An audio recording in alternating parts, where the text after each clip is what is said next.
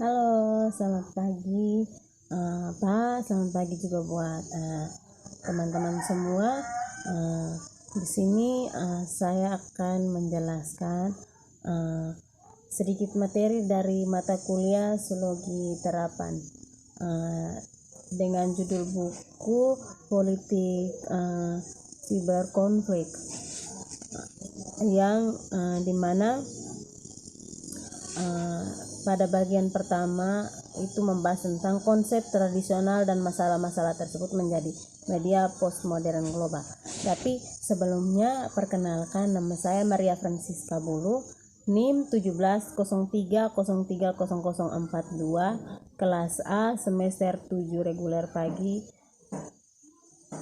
Di sini saya akan mulai membahas pada bagian pertama, yaitu dengan judul gerakan politik dan penggunaan internet mereka. Teori gerakan sosial sangat relevan dengan penelitian ini, di mana karena banyak kelompok yang menggunakan internet memiliki karakteristik gerakan sosial. Misalnya gerakan Zapatista di Meksiko. Internet jauh lebih murah daripada media pengecoran lainnya.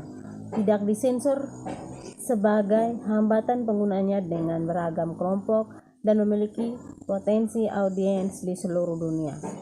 Memfasilitasi cara baru yang sukses bagi gerakan sosial untuk membawa pesan mereka ke audiens yang jauh lebih besar. Namun, masalahnya adalah apa yang dikeluarkan kelompok-kelompok ini dalam analisis final adalah konsep tradisional modernis seperti demokrasi, partisipasi, dan di atas segalanya kekuasaan. Konsep-konsep ini akan diperiksa dalam urutan itu di bagian selanjutnya untuk menentukan apa mereka tetap tradisional ketika mereka ditautkan ke media postmodern seperti internet.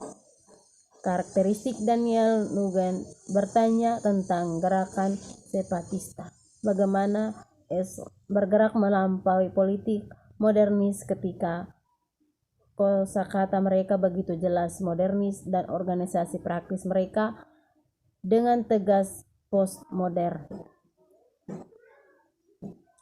Tuntutan utama Zapatista adalah untuk kesehatan, kesejahteraan, dan hak-hak citizenship dalam perjuangan ini. Fungsi-fungsi internet sebagai media di mana tuntutan hak-hak ini dan perjuangan di sekitar hak-hak ini dapat dikomunikasikan.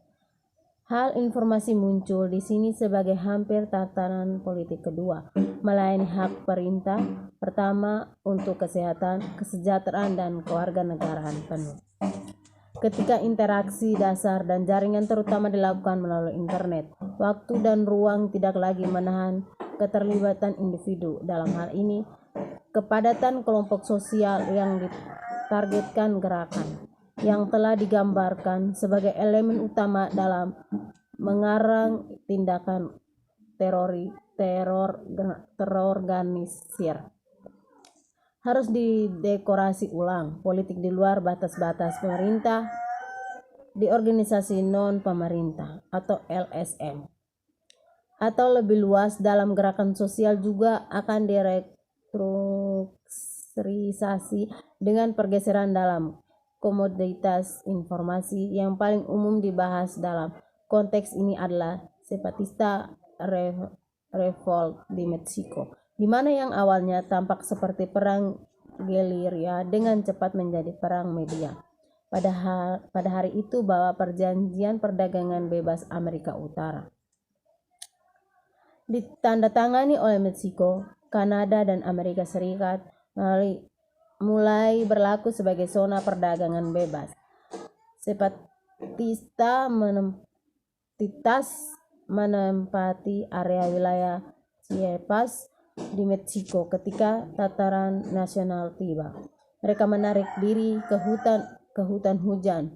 Mereka berhasil menciptakan peristiwa media seperti itu bahwa mereka dapat memaksa pemerintah Meksiko menjadi negosiasi dan menghindar perang skala penuh. Mereka melakukan ini dengan penggunaan penuh dari kemungkinan baru untuk aliran informasi termasuk internet. Yang berikutnya adalah politik internet, demokrasi partisipasi, demokrasi daya dalam politik internet. Untuk membahas hubungan antara demokrasi dan internet akan berguna untuk memasukkan konseptualisasi istilah demokrasi. Sebelum kita menerapkan teori politik demokrasi terhadap penelitian internet kita, internet memunculkan jenis partisipasi baru dalam pemerintah, sehingga menantang jenis demokrasi tradisional, di mana bentuk-bentuk baru dari gurasi daya dapat ada antara individu yang berkomunikasi. Boleh dibilang informasi adalah darah kehidupan demokrasi. Mengingat hal ini, dapatkah kita berbicara tentang politik baru di internet atau demokrasi, istilah tradisional yang ditinggalkan oleh realitas postmodern dari media baru? Dalam demokrasi dunia kontemporer hanya dapat sepenuhnya dipertahankan dengan mengonsumsi akuntabilitas. Semua sistem tenaga terkait dan saling berhubungan, dari ekonomi ke politik. Sistem ini melibatkan lembaga dan organisasi yang membentuk elemen, namun sering memotong batas wilayah negara-negara. Ini adalah bagaimana dipegang memandangnya. Kemungkinan demokrasi harus sesuai dikaitkan dengan kerangka kerja lembaga dan prosedur demokrasi. Untuk apa? Yang saya sebut model kosmopolitan demokrasi. Pada tahun 1995 diadakan membuat 3 poin penting. Pertama, proses ekonomi, politik, hukum, militer, dan budaya menghubungkan sifat, ruang lingkup, dan kapasitas negara berdaulat dari atas.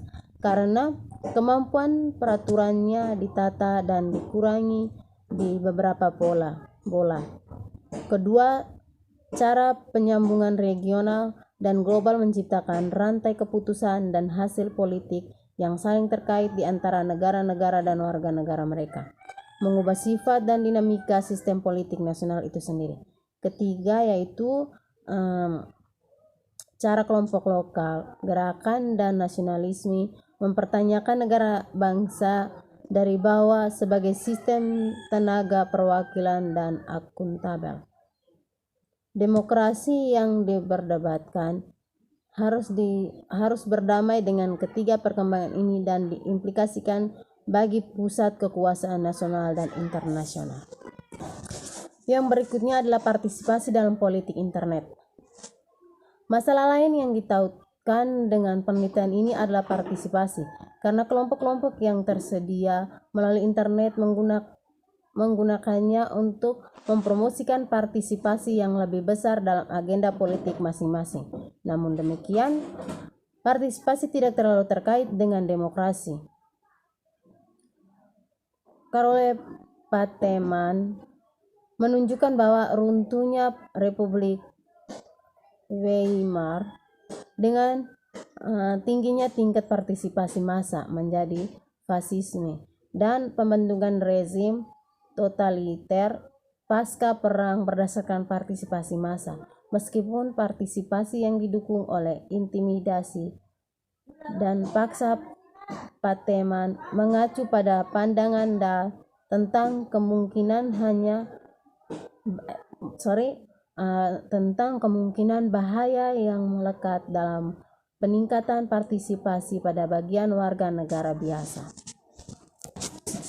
Kelompok-kelompok sosial ekonomi yang lebih rendah adalah yang paling tidak aktif secara politis, dan juga di antara kelompok ini bahwa kepribadian otoriter yang paling sering ditemukan.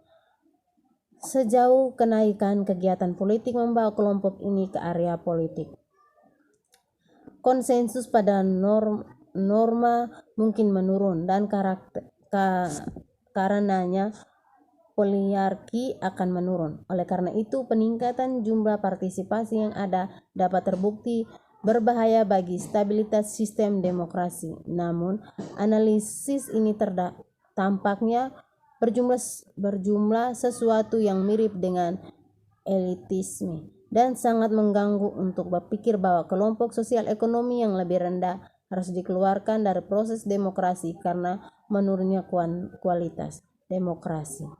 Sehubungan dengan internet yang berpotensi melibatkan partisipasi massal dan politik demokratis, argumen seperti itu akan sulit untuk ditelan. Selanjutnya, Pateman menganggap bahwa kondisi tertentu diperlukan jika sistem demokrasi harus tetap stabil. Tingkat partisipasi oleh mayoritas seharusnya tidak naik jauh di atas minimum yang diperlukan untuk menjaga metode demokrasi bekerja, artinya itu harus tetap pada tingkat yang ada saat ini di demokrasi Anglo-Amerika.